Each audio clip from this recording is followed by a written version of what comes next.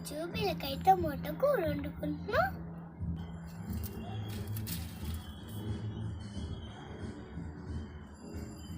బాగుంది కదా, మీరు కూడా ఇలా పండించుకోవచ్చు కదా.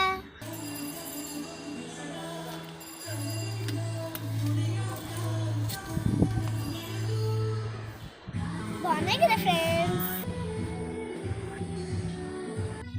టమోటా ఎంత బాగుందో చూడండి.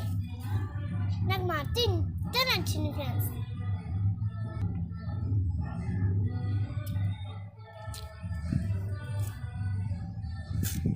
ఇంకోటి కూడా ఉంది ఫ్రెండ్స్. ఇంకోటి కూడా ఉంది ఫ్రెండ్స్.